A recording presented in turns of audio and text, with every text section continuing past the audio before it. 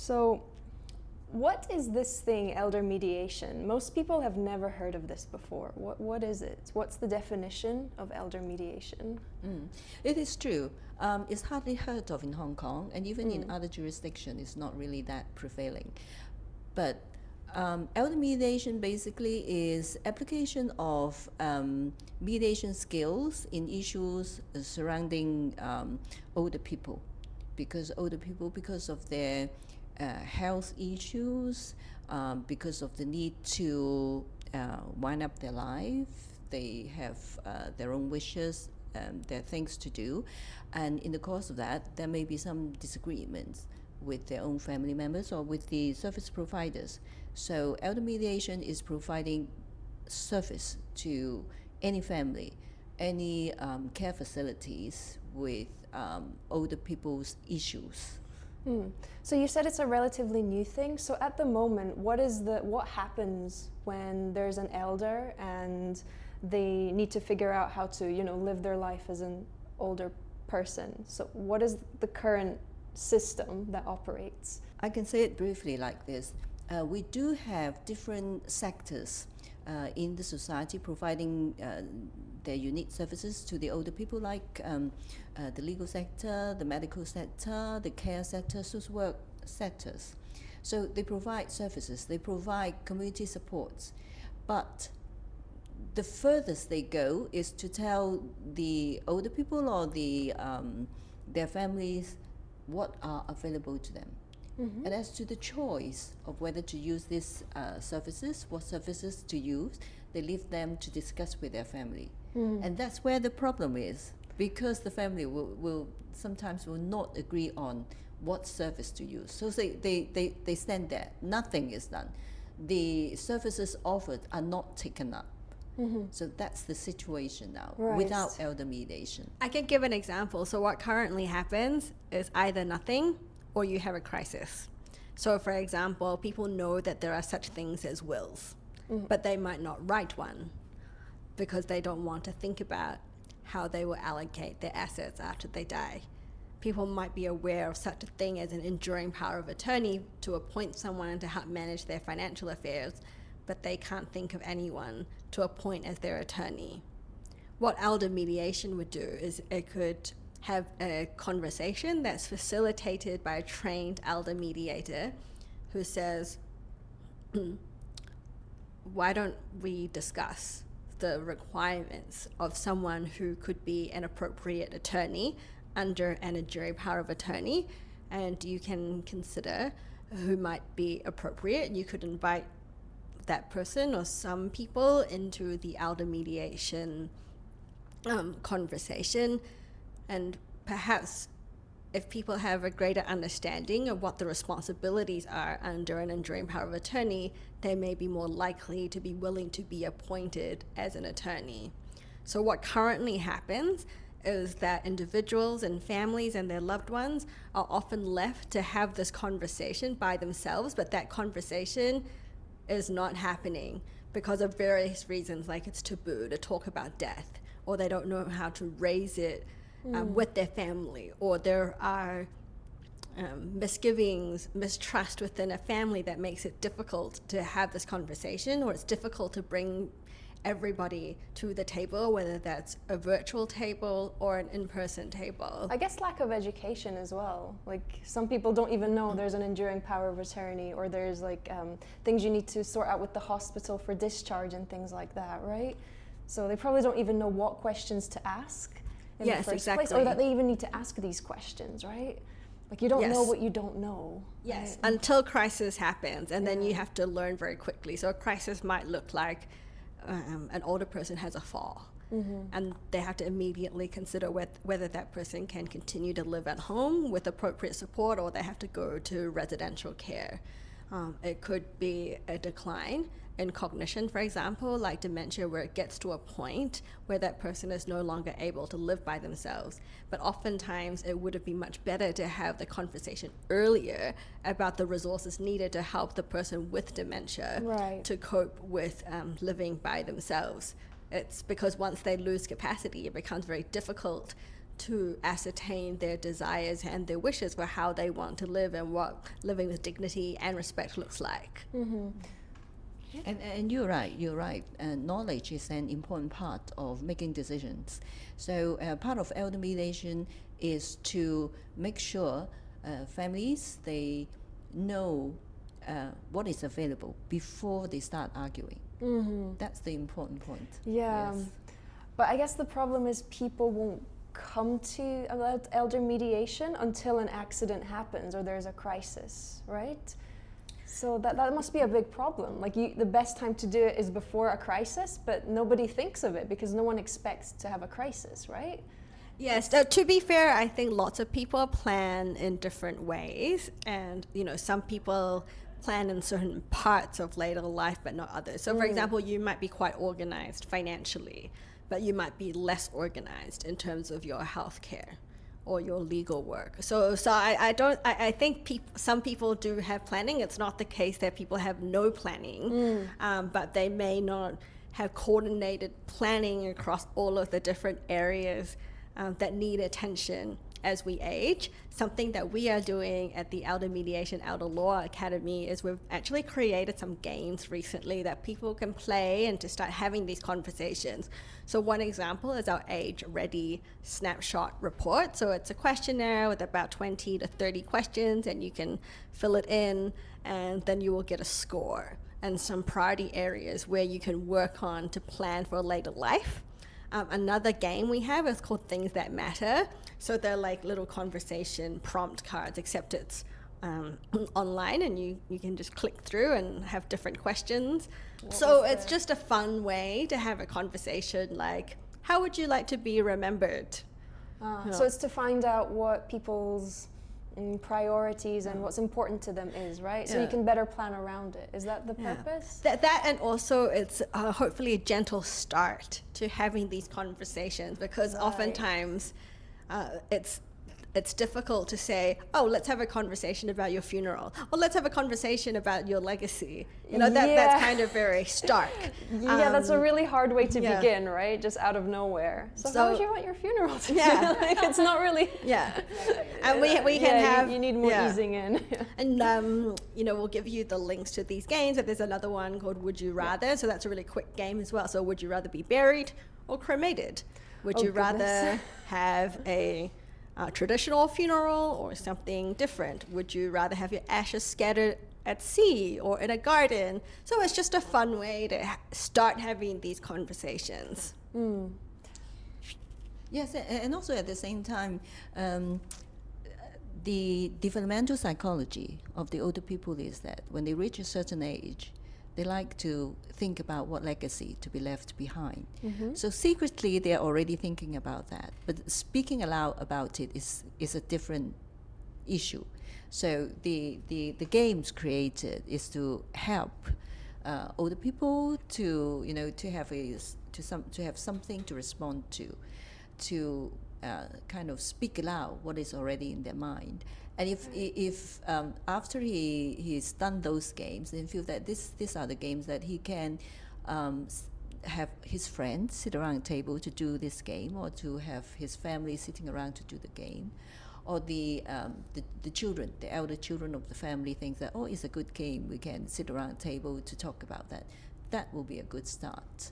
So instead of thinking about, what support I can have and what elder mediation can help when there is a crisis. We hope that with this game we can start it early, and then people will think about it early and make plannings beforehand.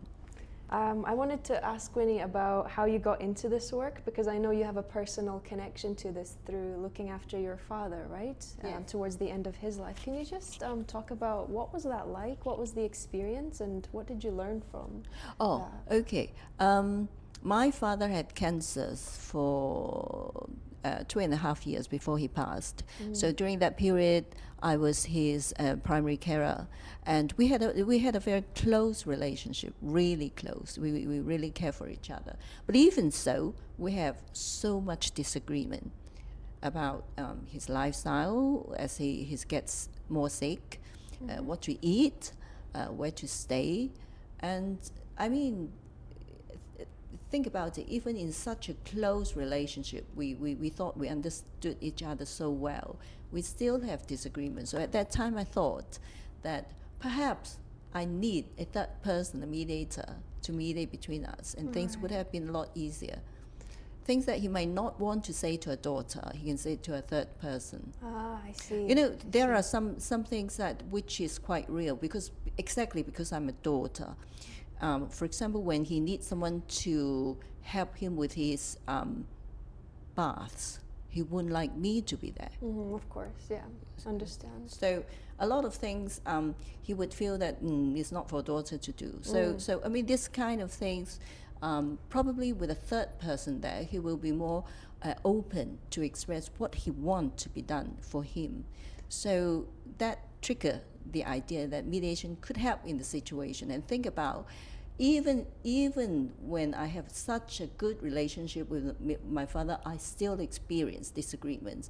And if in other families, when they do not have similar close understanding among themselves, that would be even harder. Even worse, yeah. Yes. So that's how I start to look up elder mediation, and then join the courses, and then persuade her to join the courses, and then we start the campaign here in Hong Kong about promoting elder mediation.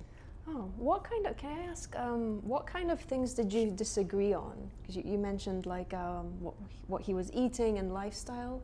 So what kind of, if you don't mind sharing, what kind of disagreements was there? Because I'm sure many people can probably relate. I expect people will probably disagree about a lot of the same stuff. Yeah, the major thing is going to care homes.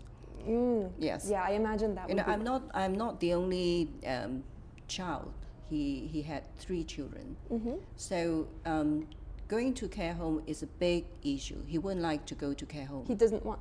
He doesn't want. Yeah, it's common. And of course, from caring perspective, and because all of us are working, and going to a care home would be convenient for us. But it's not that convenient, I tell you. Because going to a care home, visiting a care home, traveling there, coming back, is still time consuming. So as it worked out, I employ carer back to home, where he can stay home and be cared for by professional carers at home. That actually is a very good plan, because I can be there at any time. I did not have to take 2 hours traveling time to see him. So the plan actually worked out well. So whether to stay home or going to care home is a big issue. The other one is what treatment to receive. He had cancer, but he refused target drugs treatment, because he thought it was a waste of money. Oh. You know, Chinese parents, they want to leave the money for better use by their children. I see. But from my perspective, I would have thought that we should explore every possibility of survival, because he could have lived, 5 years, 8 years. But for him, he says that I have enjoyed my life, and I don't want to go through target treatment because of all the side effects. And he has seen his friends going through target treatment, and then for most of the time being very weak, not going out. So he didn't want to live that kind of life. So that's the major disagreement between me and him. What did your siblings think about that? Did they agree with him or with you, or was there like a mixture of opinions? For medical treatment, depends on different family members. They look at it different ways. Some would think that, it would be best to have least work for them, taking him to the clinics to receive target treatment is still something to do, something they have to engage themselves, something they have to take sick leave from their work, to accompany my father to go to the treatment. So that's their consideration, and different ideas throw about, but in the end, my father win. He won? Yeah, he won, because in the end we agreed that if he spent longer time and yet not quality time. What's the point? What he wants is to... He wants quality time over quantity. Yes. I think so, that makes sense. Yes. Yeah. So in the end, we surrender to him. He doesn't want target treatment. No target treatment, and that's good because he spent another, I think, 8 months he walking, playing badminton, enjoying his life. So, I mean, looking back, I think this is a very good decision, and that's why listen to the voice of the older person. Do not just impose your thinking. I mean, from my point of view as a carer, I want him to live longer. Yeah, But I don't then- mind caring for yeah. him, you see. But from his perspective, he look at what life should be like. So if lying in bed for him another 6 months is meaningless. So that's why I subscribe to the elder mediation ideas for respect for the dignity of the older person, Yeah. precisely because of this particular experience. Yes. Yeah, so you've both talked extensively about bringing the older person's voice in and making sure they have that dignity and have that say in their mediation. But I wanted to ask, that's good while the older person still has the mind to do it, right? But what about when there's like dementia, or even like early onset dementia, or these kind of, memory problems, your mind does decline? What happens then? Does mediation still work? Elder for mediation can certainly still work. One of the things that we think is so distinct and valuable about elder mediation is our treatment of capacity issues.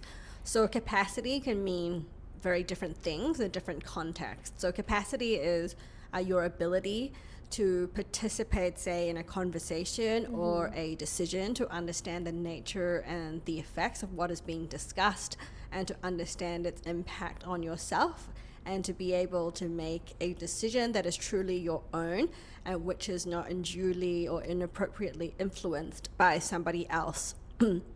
So age is a risk factor for dementia, which broadly describes conditions relating to the cognitive decline of the brain.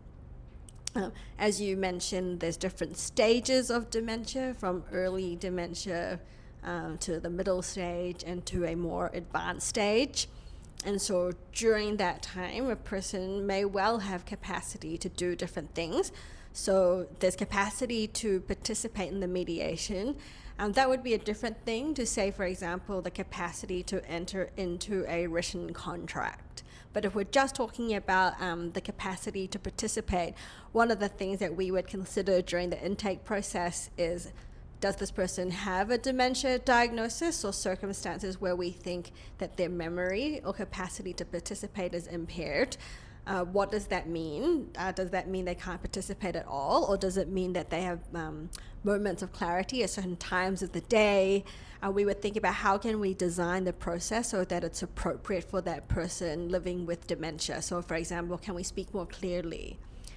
Can we use more simple and plain language to describe things? Can we make use of visual cues and images and signposting to help that person?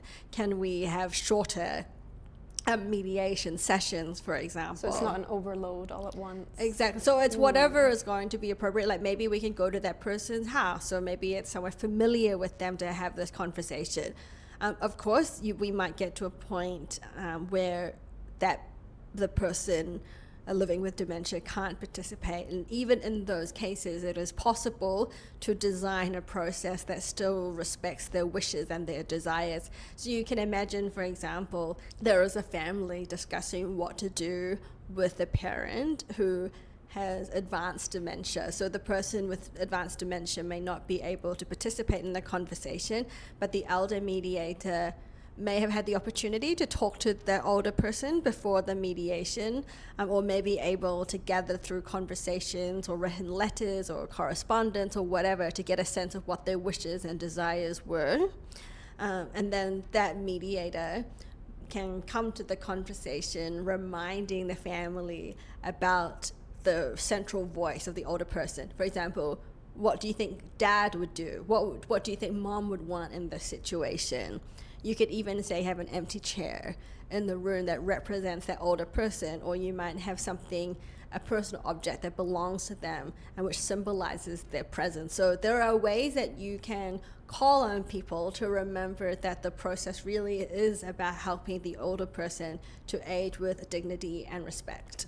The reason why we use a symbol of the older person in the mediation process, even though they may not be able to participate too, is to remind everybody present in the mediation that the issue there is around how to work out things for the benefit of the older person, not just for the benefit of any of the participant there. That's what should happen, and that is correct. But I was doing some research before coming here, and I was reading this article on LinkedIn by like a specialist elder mediator from Australia. And he talked about how when people come to elder mediation, they think they're arguing about practical things, like whether to be in a care home, whether to set up certain things in the house. But he says that most of the time, what's actually driving that is underlying family baggage. So then an argument about something that seems practical might become an argument about who was favored the most, or who was like, the golden child, or who felt like they were wronged by the family. And so that all kind of gets interconnected. So how do you deal with all of this family baggage that comes up in elder mediation? So elder mediators should have a range of different skills that they're trained in to help them precisely to listen well. So one is active listening. So asking open-ended questions, for example, trying to understand what is really driving that person's understanding. This often will come up in the conversation with other people. You just have to listen out for them and flag those issues. There's also just gently guiding people and creating an environment where people are going to be open about their true feelings. So it's mediation, unlike litigation and arbitration, is not an adversarial process.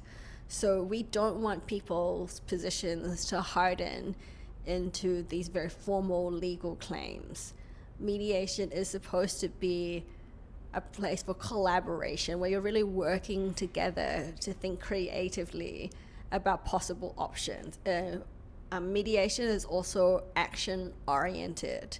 There is a space to talk about, to air one's feelings and how you feel, but elder mediation, as distinct from some other forms of support for families like counseling, is usually issue focused. So for example, do we need to make a decision about whether to sell the house? Do we need to make a decision about what support the older person needs to stay at home? Do we need to make a decision about like the family legacy? Whatever it is, it's very action oriented. There is a time and place for emotions that's really important, but it is also action oriented. The last thing I would mention is that elder mediators should be very aware of power imbalances. And this is going to be relevant to underlying values and concerns. So, for example, elder abuse is unfortunately a very common occurrence. It can be abuse on the part of the caregiver, for example, who may be under incredible stress and exhaustion, not feeling they're being valued and acknowledged for their efforts, and that might cause them to cause harm to the older person. But the research also shows that the abuse can go the other way as well, with the older person abusing the caregiver or feeling very frustrated.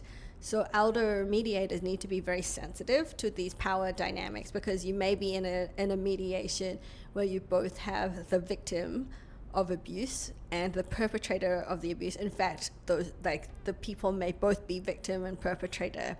So I think it's through the skills of active listening, reality testing, being solution oriented, being mindful of power imbalance is how elder mediators are hopefully going to understand people's motivations for holding certain positions, and hopefully creating an environment that's conducive to problem solving.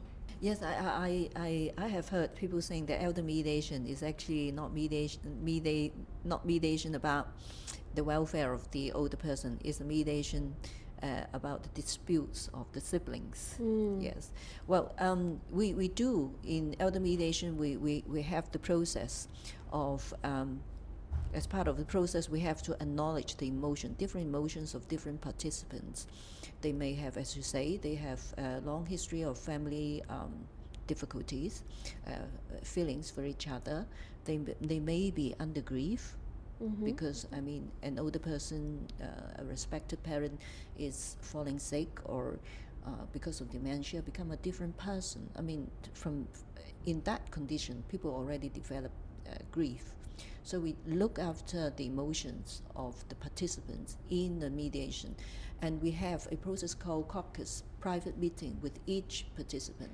So in those private meetings, we can address their different emotions, but we are not trying to heal them from that emotion. We just want to make sure that their emotions are acknowledged, put them back into the rational thinking mode, and then go back to the mediation process and make decisions about what actions to be taken for the welfare of the older person. The reason why without a third person facilitating a conversation is that they get distracted by, different histories of ill feelings and things like that. But we are in a position to keep them in track, and that's why they do need elder mediation, to have them discuss.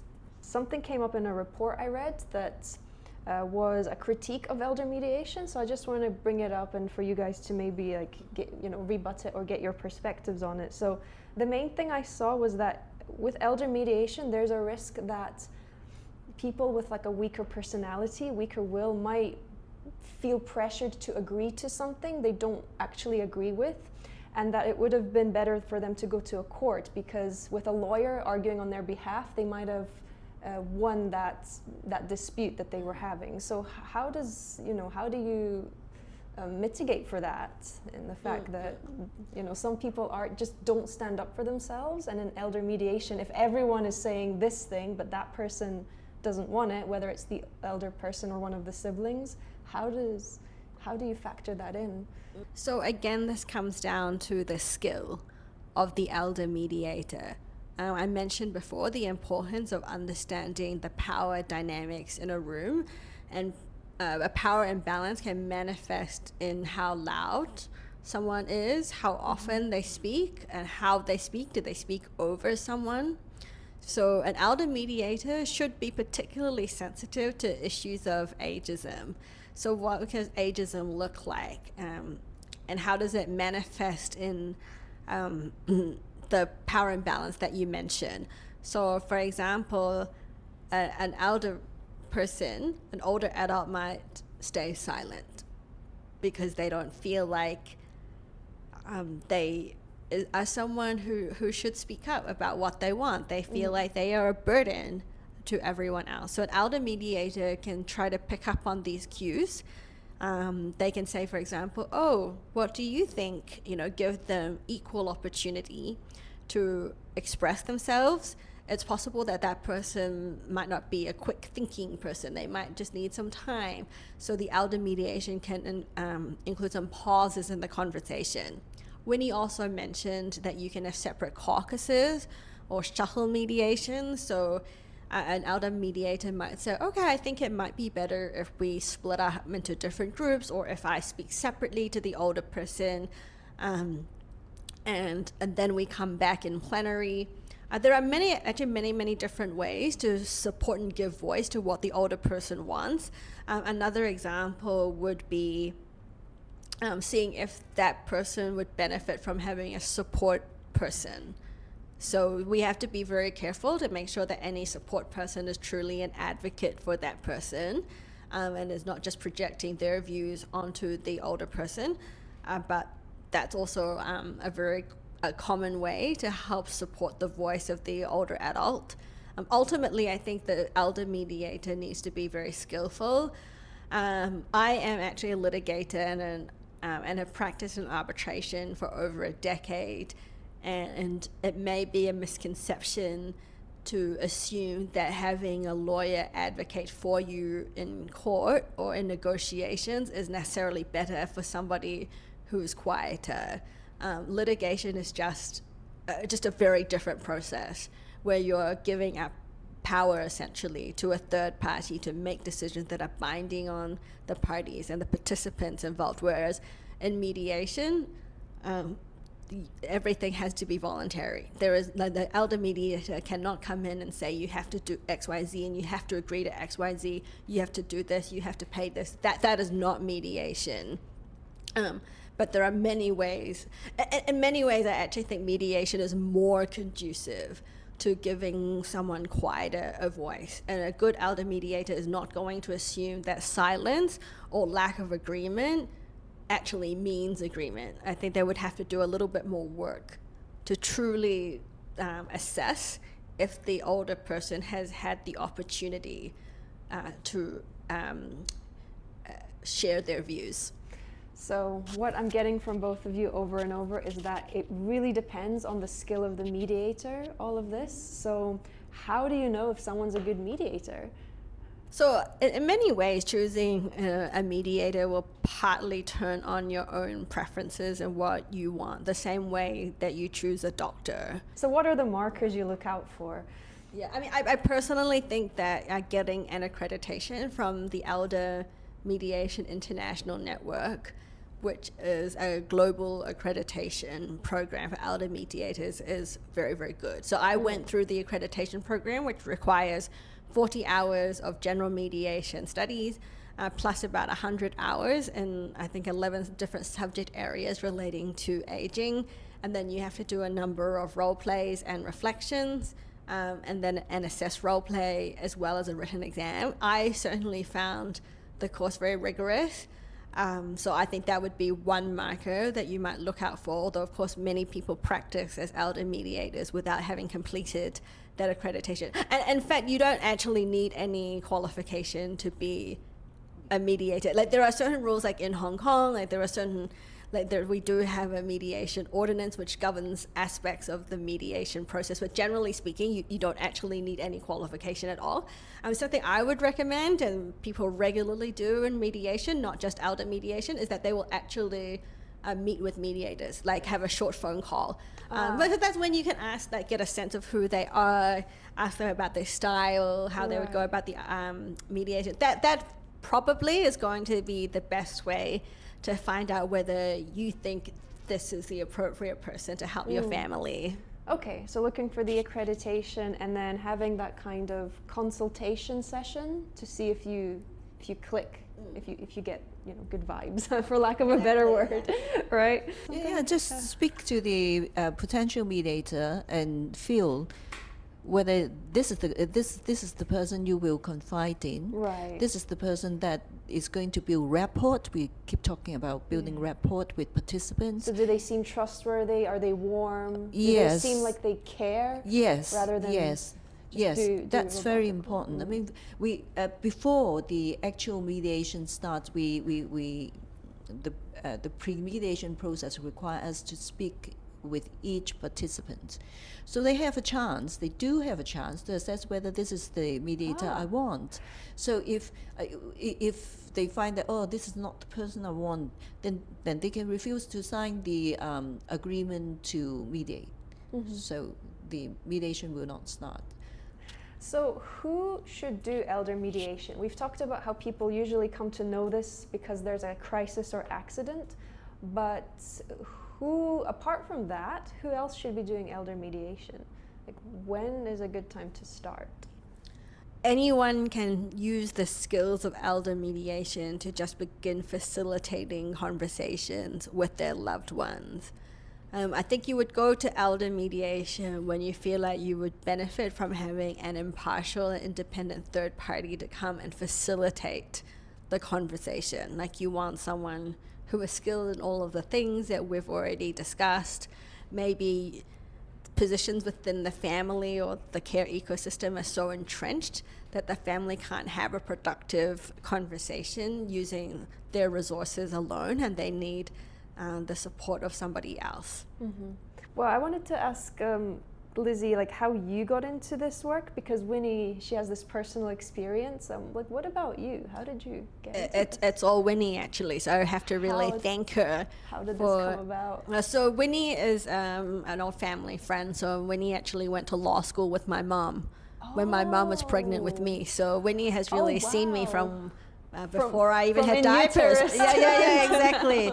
So Winnie has known me for a very long time, and I specialized in litigation arbitration, and Winnie very kindly actually sponsored my training in general mediation, recommended a European provider to do the training, and she invited me to participate in the elder mediation training, and I'm really grateful because I feel like this is really a calling. I really care about helping other people. This is hugely purposeful, and I'm able to draw together like the other skills I have. Like I love research and I love writing, so the opportunity to write our first book together, Elder Mediation, Navigating Aging with Respect and Dignity, which will be published by Routledge in early 2027, is a real privilege. And we have our second book, for which we've received an offer from Thomson Reuters to do elder law in Hong Kong. I love this.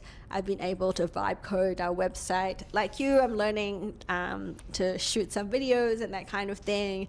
I've created some games. I've learned to do social media posts. So I'm really enjoying bringing together both my skills and my substantive desire to contribute back to Hong Kong community. I mean, it's now trite to say that Hong Kong has an aging population. I think currently 1 in 5 persons in Hong Kong are over 65, over 60. I think it's going to be 1 in 3 in 10, 20 years' time. Yeah. So we also have one of the longest life expectancies in the world, so we're very fortunate. I think the average life expectancy for women is 88. So you can imagine there are many people who are living in their 90s and hundreds. So this is really important to a place like Hong Kong, both for ourselves individually, because I think we all want to live quality lives. I think everybody probably wants to live a quality life and to not live in pain or in dignity. I think aging also affects certain people more acutely than others, or by which I mean I think there are specific challenges. So for example, there is no typical older person. We are all the product of some combination of our genes and the environment that we live in, and we know that aging, for example, affects women in different ways. So for example, women tend to live longer than men, but also in greater pain. Really? Like, what do you mean? Like the research would say that women often live longer, but like they suffer a lot of pain. Like and you're talking about physical pain. Physical pain. Right. Yeah. So they suffer for longer. Do they have like more diseases? Like, where's the pain? I think the reasons are quite complex. Part of it is not just related to aging, but the fact that women's pain has been not well understood and not really addressed. So it's very widely reported that women will go and see doctors, and they'll complain about symptoms, but like the word menopause they haven't been told about like the pain that they can get for the menopause symptoms, for example. Or women are kind of expected to just endure that pain because that is a normal part of being a woman when there's forms of pain relief available. And as Winnie mentioned, there are hormones hormonal changes as we age that impact women.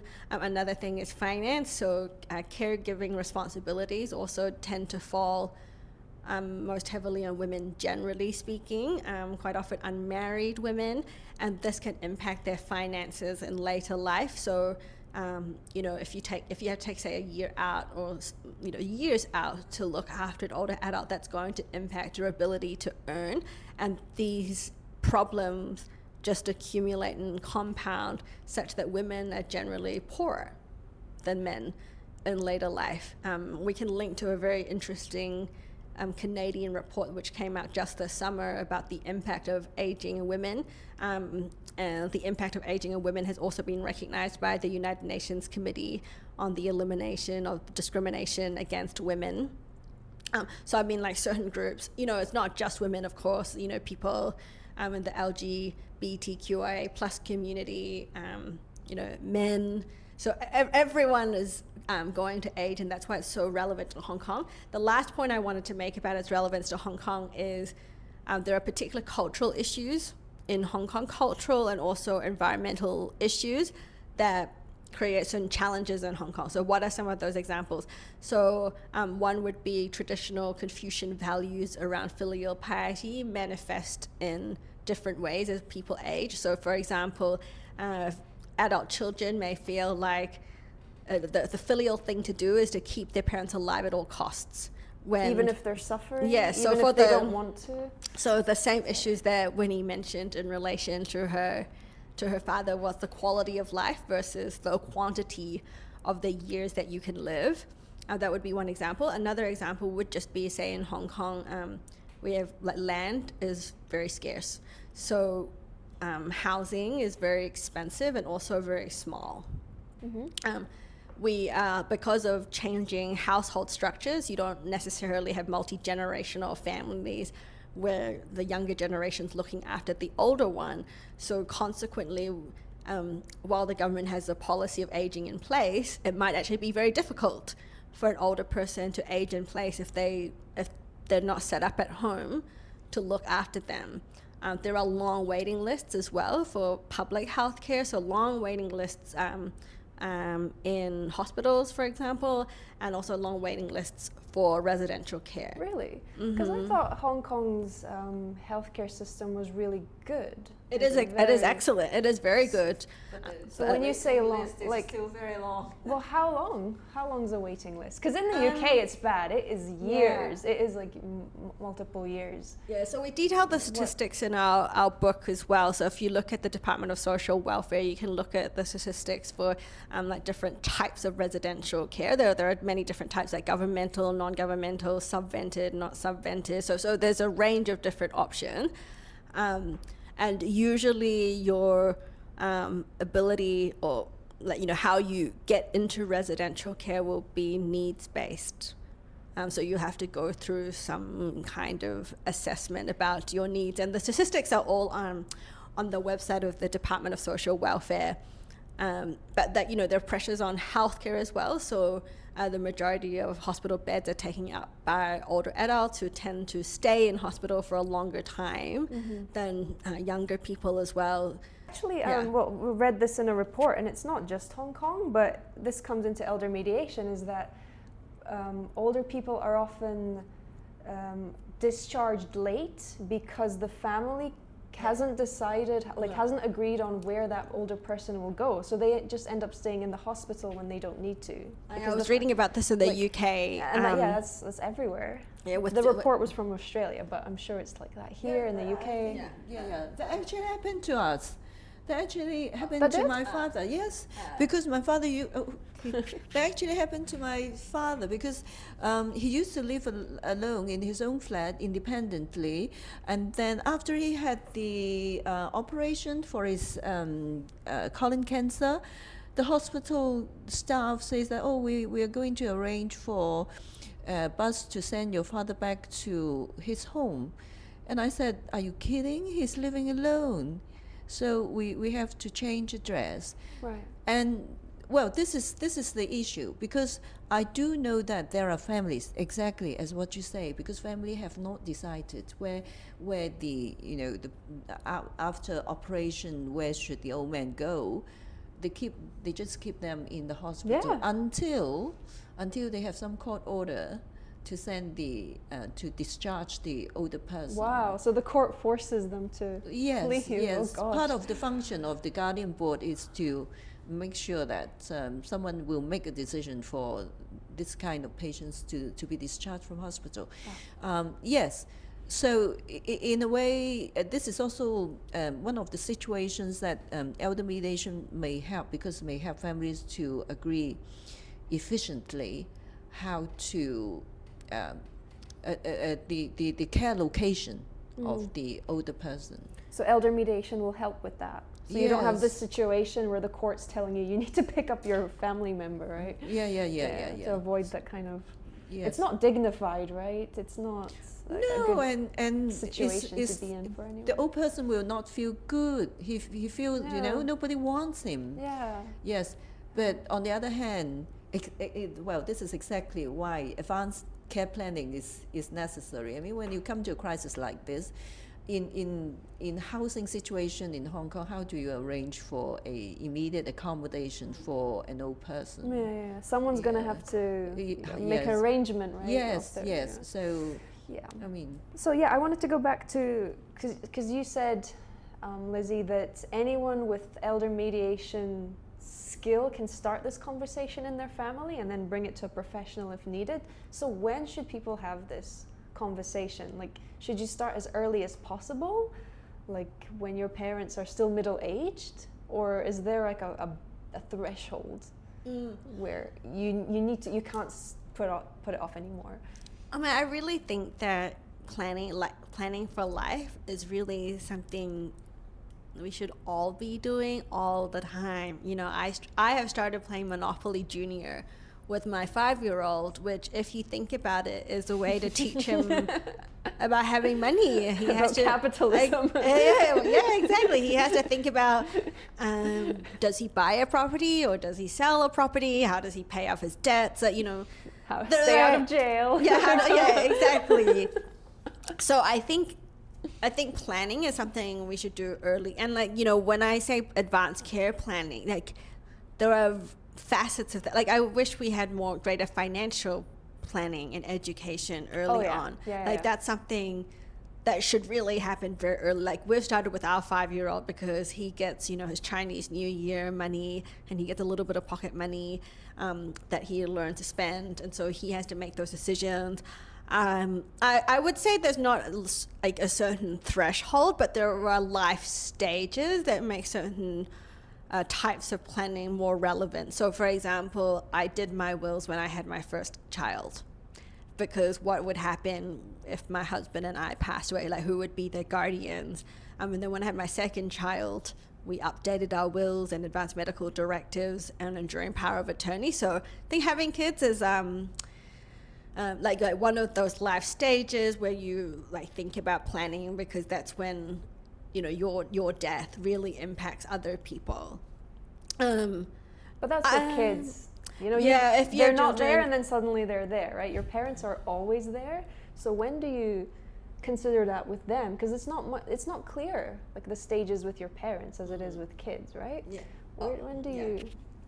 Well, actually, my personal experience is that although when things happen, it looked like, oh, there's a crisis, and then we have to think about how to provide accommodations, all sorts of accommodations for our older parent. But actually, things do not just happen. The sky do not just fall out of the blue. There are building up period. If you pay attention enough, you will see, like my father, he actually had tiny little accidents along the way before he finally had a bad fall at home, and then he was ambulanced to the hospital. So paying attention to their daily lives, whether they are there are some noticing warning signs, right. And from that point onwards, a whole family should kind of focus their attention on what the future care should be. And also we develop a regular checkup, like body checkup. So periodically, if you play our game and follow those questions, more or less, you got a score, and you know that, this is the time maybe we should think about advanced care planning. I see, yes. I see. Yeah, can you tell me more about your website and the work that you do? Oh yeah, definitely. The one that Winnie was referring to is the Age Ready Snapshot, where you can fill in a questionnaire, and then you'll get a score, and then some suggestions for areas you might want to focus on. Oh, very useful. Yeah. I just wanted to quickly return to the planning point, because planning is a big question. There's actually lots of very good books written on this. There's, longevity is a growing field. I think for me anyway, my triggers in life, another one would be being in my 30s. I'm in my 30s now, and I've been told that it's really important for women to do strength training from their 30s because we start to lose bone density. So I've started doing strength trainings because I want to be functional. Like when I think about my quality of life as an older adult, I want to be able to get up from my chair. I want to be able to walk. I want to be able to hang out and spend time physically with my children. So if I don't look after my body now, then I won't be able to do all those things. It'll be much harder to look after it in the future. Or even just to be an independent person. I regularly go to my medical checkup, check my teeth, check my eyes. I think there are certain stages of our lives where we need to be doing that kind of planning. So for our website, we actually have two. One is the Elder Mediation, Elder Law Academy. So that is where we are offering trainings and seminars. And that's where we have some games that you can go and play. Is this training for elder mediators or for the families who need mediation? Range of audience, so it depends on the course. So some of our seminars and courses will be for a general audience, so anybody who cares about planning for later life. Some will be focused on particular professionals like lawyers, mediators, finance professionals, social workers, nurses. So people who work with elders, yes, right? And so exactly. who need to be aware of this kind of stuff. And we also do bespoke trainings, say for NGOs who work with elders, or for corporates if they want to have some of this training as part of their employee wellness programs. And then we also have www.hkems.org, so Hong Kong Elder Mediation Society, which describes further our elder mediation and advanced care planning services. So the Age Ready snapshot that I mentioned, it's free. You can just take 5 minutes to complete it, and it asks a series of questions across different areas relating to later life. So just for example, do you know your assets? Do you know the passwords to your bank accounts? Do you know the bank accounts of your parents? Do you know their phone password?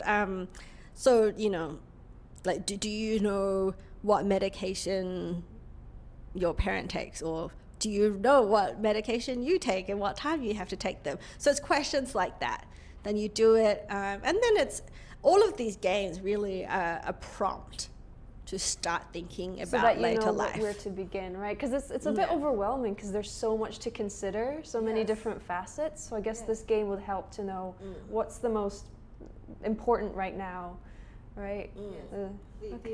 The idea is, most older persons, they have a bodily checkup, annual bodily checkup. So we pick up this idea and say that other than health checkup, maybe you should also do finance checkup, yearly checkup on check. whether if anything happen, if somebody can support you. Are you ready for those kind of things? Have you planned about those things? Is there anything else that we need to talk about that you think is really important that we haven't talked about?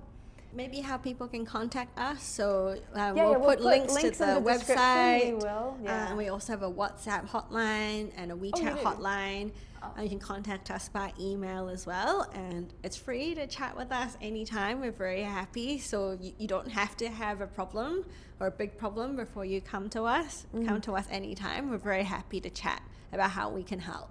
And I think you do a free consultation as well, right? Yeah, and we can provide services in English, Cantonese, and Mandarin. And is this for Hong Kong only, or can people from other countries also? Yeah, other people from other countries can certainly contact us, and people do. Most often we see adult children come to us for support. It's often not the older adult themselves. On different issues, really. Of course, children do care about the future care of the parents growing old. But on the other hand, we met a couple of cases of older people. They're thinking of divorce. Great divorce is also an area of elder mediation. Oh, really? Oh, yes. Oh.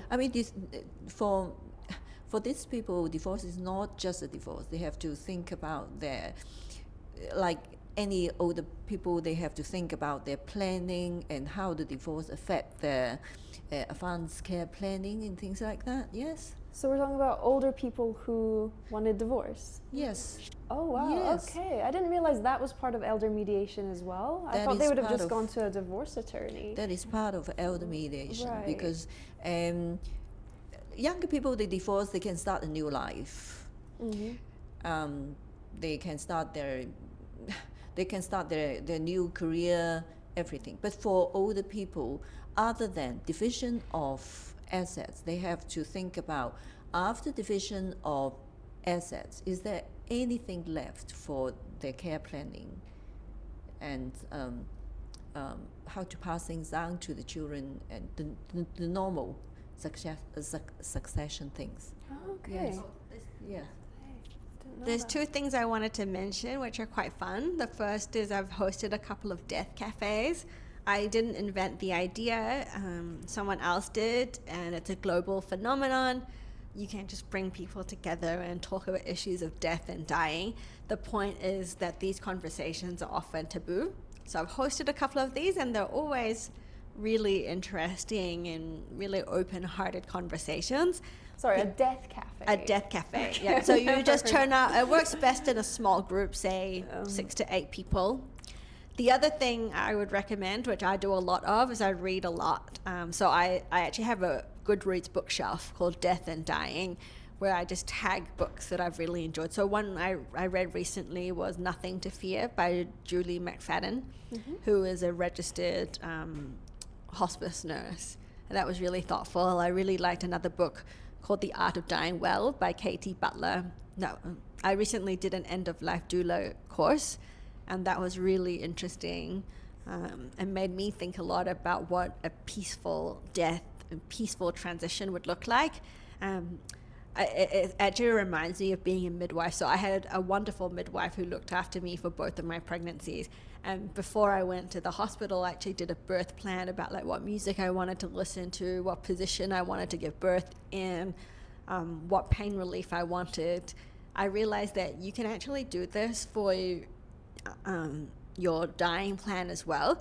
The reality is that a lot of people, I think you're more likely to die from, say, a terminal illness or from natural causes of aging than you are to die accidentally, thanks to the wonders of modern medicine. So actually a lot of people have some time while they decline to figure out how they want to spend that time. And I think it's good actually to think about how you'd like to die. So 90% of people in Hong Kong actually die in hospital, but many people would say they'd prefer to die in place, meaning somewhere where they're familiar. So when I think about my dying plan, I'd rather probably not be an ICU unit where I'm under a lot of stress and I can hear machines and strangers. When I think about it, I think I'd like to be, surrounded by my children and my family. In your own bed. In my own bed. Space. Maybe it's a bit quiet. Maybe I have some candles. I have some calm music. And I would like my body just to pass in the way that it's meant to. Like, we know how to be alive. Like, we all were born. Our bodies also know how to die. And I would like to let my body die its own natural death, if I have the privilege of that, in a quiet and calming environment. Yeah, I mean, dying is such a natural thing. Like, it comes to every single living creature, human or otherwise. It is like strange that we've made this into this like big scary thing, and that we pass away like hooked up to the machines with like things beeping in the background, and that just must be so unnatural. And just stressful, and just it's like your last few moments on earth and you're like this. It's so I think what you've described, I think most people would want that. Like that's so nice, perhaps summing natural. up about elder mediation, what I want to say is that elder mediation not just helps family to communicate, to voice out what their individual thoughts about, what their individual concern is about. It's also about getting the older person to reflect on what he wants. What he wants his future life to be, which can be very important, how to end one's life, what legacy to be passed on, and then to make his thoughts understood and accepted by his family members, and also to help family to work together for the benefit of the older person and leave a good memory for the family. Yeah. Thank you so much for your time, Valerie. Thank We you really so much appreciated for the doing this opportunity. again. Like I said, this is the second time.